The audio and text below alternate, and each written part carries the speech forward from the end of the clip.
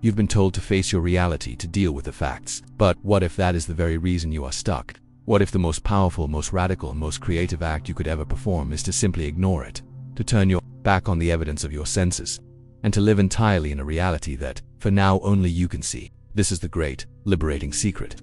The world doesn't respond to your struggle. It responds to your assumption. It doesn't yield to your fight. It yields to your unwavering faith in what is unseen. In the next few minutes, you won't just learn a technique. You will awaken to the art of divine indifference. You will understand how to persist in your assumption until it has no choice but to harden into fact, because your current reality has no power unless you give it to it. And today, you take that power back. Look around you. That room you are in, that body you inhabit. It feels so real, doesn't it? Solid, persistent. You believe you are living in a world of facts, of unshakable circumstances. But that is the great illusion. That is the sleep from which you must awaken. There is only one reality, and it is not outside of you. It is within you. It is your own consciousness. This entire vast world, with its joys and its sorrows, its mountains and its oceans, is nothing more than a projection, a shadow cast by the one and only substance, your awareness of being, your I am. Everything you see, touch, and experience is a mirror, reflecting what you are conscious of being. It has no life of its own. It does not create, it only shows. It is a faithful servant, showing you the contents of your own mind, the state you presently occupy. So, do not be fooled by its seeming solidity. You are not in the world. The world is in you. Now, go deeper. If the world is a reflection, what is it reflecting? It is the outpicturing of your past assumptions. The reality you are experiencing at this very moment was born from a seed planted long ago. Every friend, every enemy, every success, every failure, it is the harvest of what you once assumed to be true. You are the operant power in your own life, and you have been shaping it continuously, whether you knew it or not. You see, an assumption, once accepted by you as true, hardens into fact. It sinks into the deeper levels of your consciousness, and from there, it directs the unfolding of your life. The world has no choice but to conform to it. So that situation you desperately want to change, it is not an external problem. It is the ghost of a past assumption. It's old news, a memory playing out in the present moment, and you are not its victim. You are its source. This changes everything. It means you must stop fighting the shadows on the wall, to argue with your current reality, to complain about it, to give it all of your energy and attention, is to make it more real. It is to feed the very thing you wish to starve. You must ignore it. I know this sounds radical. It sounds impossible. How can I ignore this pain, this debt, this loneliness? You do it by turning your attention away from the problem and placing it upon the solution. You do it by remembering that what you see is already finished. Is the dead past a creative power? The only power is your living imagination. To persist in focusing on the unwanted is to remain in a state of sleep, arguing with a dream. You must have the audacity to turn your back on what the world calls a fact. Let the dead bury the dead. Your job is not to fix the old man, but to become the new man. Here's what changes everything. Your current reality only has power over you if you believe it is the cause of your experience, but it is not the cause. It is the effect. The moment you truly understand this, you withdraw your energy from it. You reclaim your power. Think of it this way. When you look in a mirror, you don't try to change the reflection. You change yourself, and the reflection has no choice but to follow. Your reality is that mirror. Arguing with it is as foolish as trying to force the mirror to smile while you are frowning. The only living, breathing, creative force is your consciousness. Your I am is the ultimate power, the one that selects worlds. Your attention is the channel through which this power flows. Where your attention goes, your life force goes. Do not waste it on the shadows of yesterday. It is time to invest it in the reality you desire to experience now. But that's only the surface. How is it possible to ignore the relentless evidence of your senses? How do you turn away from a storm when you are in the middle of it? You do not deny it with force. You do not pretend it isn't there through struggle. You do it by a secret, subtle, and all-powerful act. You do it through a new assumption. You simply select what you wish to experience, and you begin to live from that state inwardly, regardless of the contradictions outside. You are not fighting the old reality, or rendering it powerless by birthing a new one. You are choosing a different world. This is not about positive thinking. This is about a change in consciousness. It is about occupying a new state of being, a new home for your awareness. This is the key that unlocks every door. This is where your true work begins. What is an assumption? It is not mere wishing. It is not idle daydreaming. An assumption is an act of faith. It is the selection of a reality. It is taking something for granted, accepting it as true, right here and now, regardless of any and all evidence to the contrary. I want you to feel the power of this. You are not asking for permission. You are not hoping for a future outcome. You are declaring what is. You are stepping into the state of the wish fulfilled. If you desire wealth, you do not beg the universe for it. You assume the feeling of being wealthy. You walk in that assumption. You think from that assumption. You see the world through the eyes of a wealthy person. You are not trying to get it, you already have it. It is done. This is the great secret.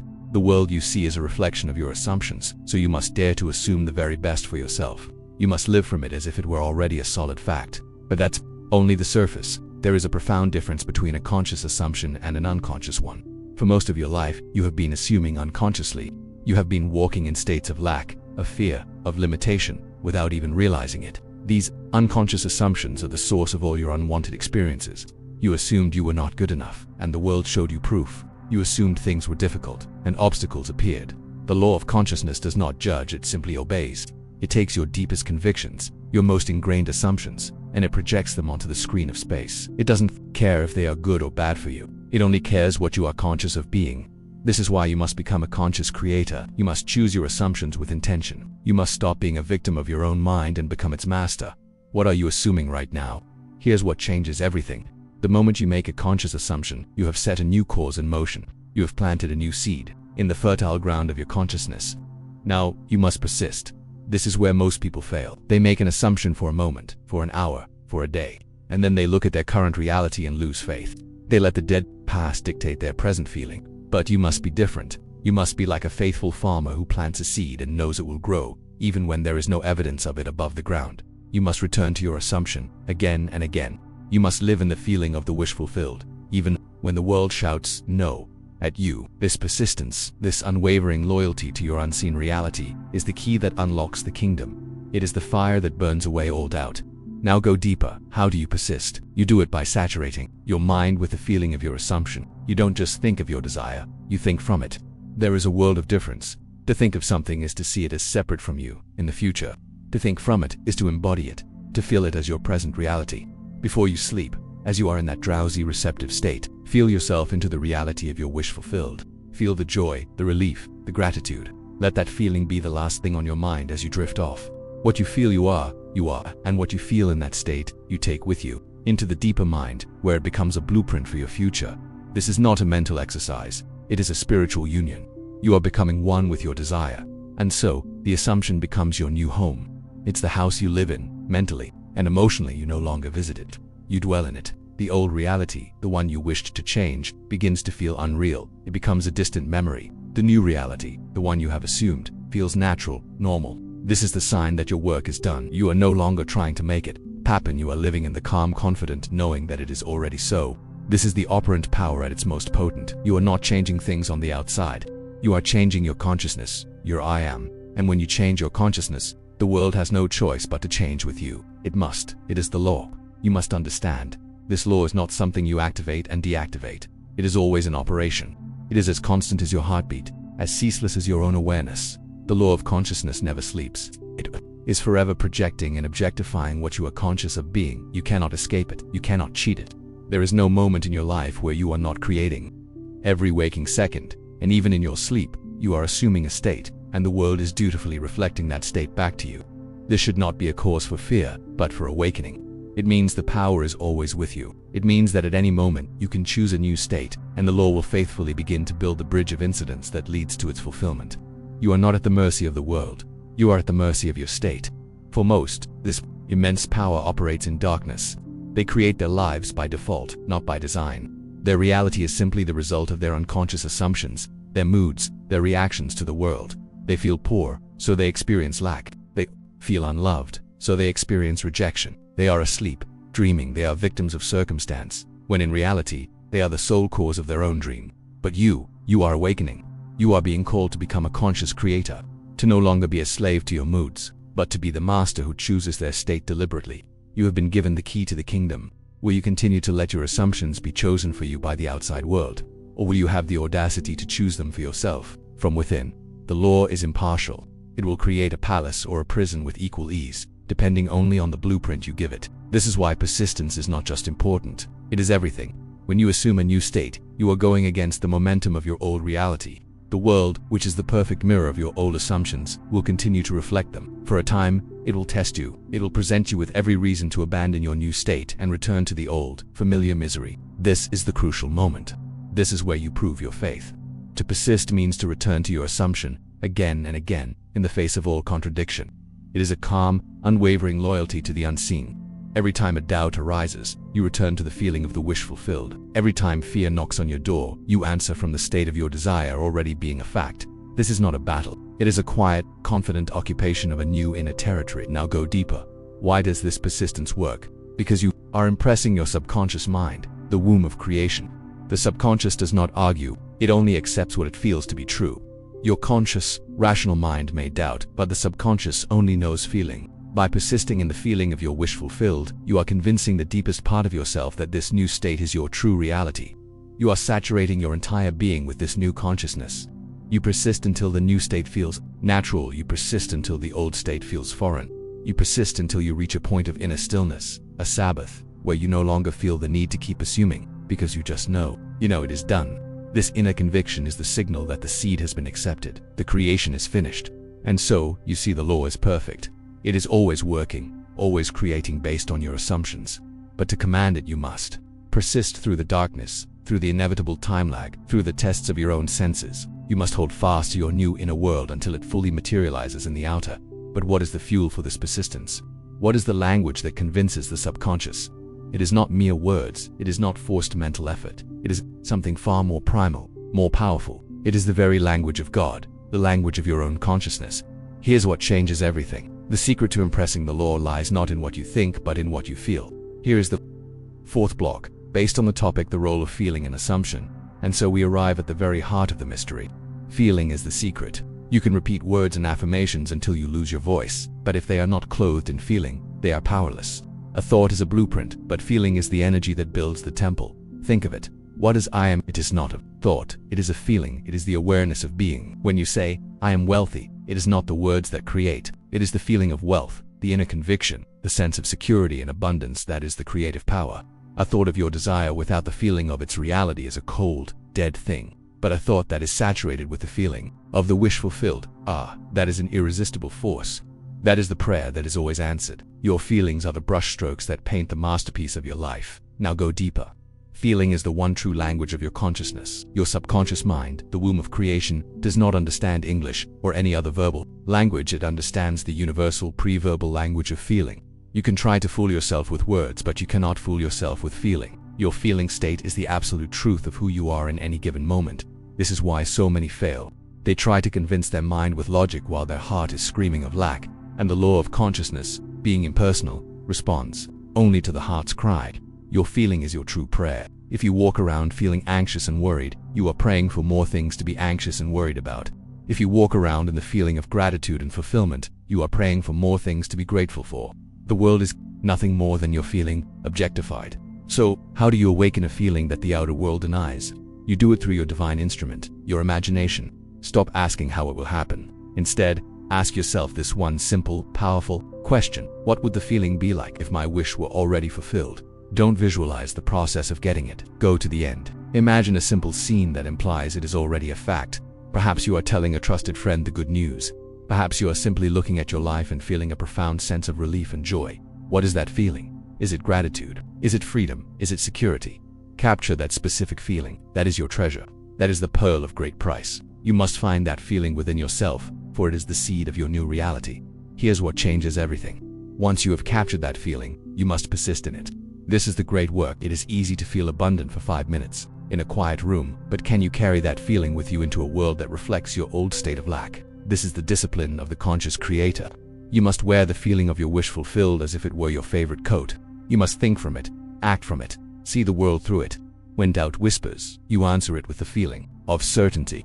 When fear appears, you meet it with the feeling of faith. You are not trying to get something. You are simply abiding in the state where you already have it. This sustained feeling, this inner mood, is the fire that refines your consciousness and melts the world into its image. And as you persist in this sacred act of feeling, something miraculous begins to happen. The effort falls away. The feeling is no longer something you are trying to generate. It becomes your natural state. It is simply who you are now. The feeling of seeking is replaced by the feeling of having. The feeling of wanting is replaced by the feeling of being. You have reached the divine Sabbath, the inner state of rest where you know, with a quiet and unshakable confidence, that it is done. You are no longer the creator frantically working. You are the creator at rest, observing the inevitable unfolding of that which is already finished within. This is the shift from prayer to praise. This is the creative power of it is done. Here is the fifth and final block, based on the topic the creative power of it is done. There comes a moment in the life of every conscious creator when the work is finished. This is the moment you utter, from the depths of your being, the three most powerful words in existence. It is done. This is not a hopeful wish. It is not a desperate plea. It is a divine declaration. It is the sound of the gavel in the courtroom of your own mind, delivering the final verdict. It is the feeling of absolute finality and acceptance.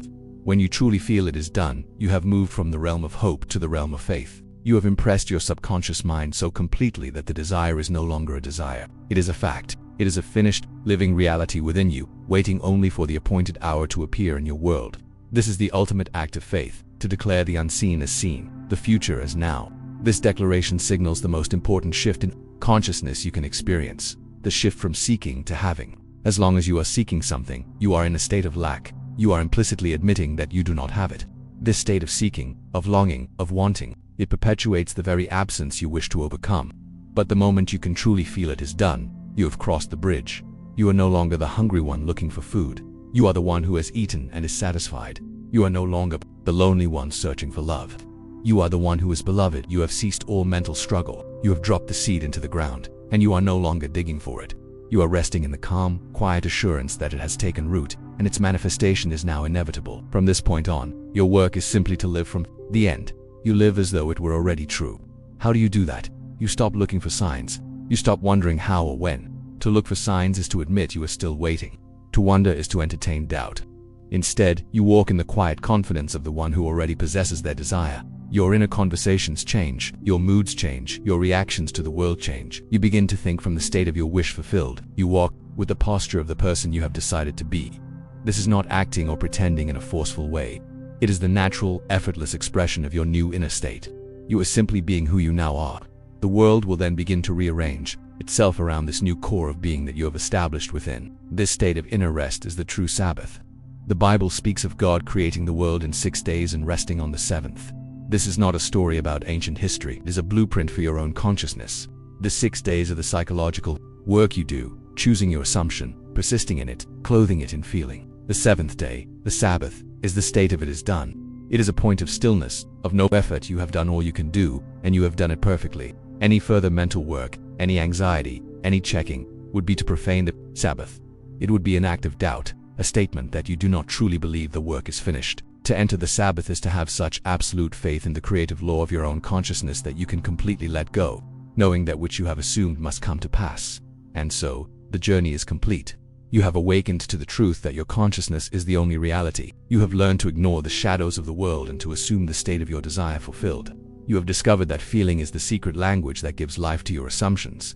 And finally, you have learned to seal your creative act with the ultimate declaration of faith. It is done. You are no longer manifesting. You are no longer creating. You are simply allowing that which is already finished within you to be expressed without. You are the operant power. You are God in action, through your own wonderful human imagination. The worlds are already finished. Your only job is to select the one you wish to occupy and to live there, in faith, until it becomes your solid, objective reality. You are no longer a mirror reflecting the world. You are the light, and the world is your reflection. The old reality is a shadow. Let it fade. So, I ask you, what will you dare to assume right now? Declare it in the comments below. Let your words be the first echo of your new reality. Subscribe and turn on notifications, because this awakening is not an event. It is a new way of being. And if you feel this shift inside you, don't stop here. The next video will show you how to embody this power in every moment of your life. Click it now and become who you truly are.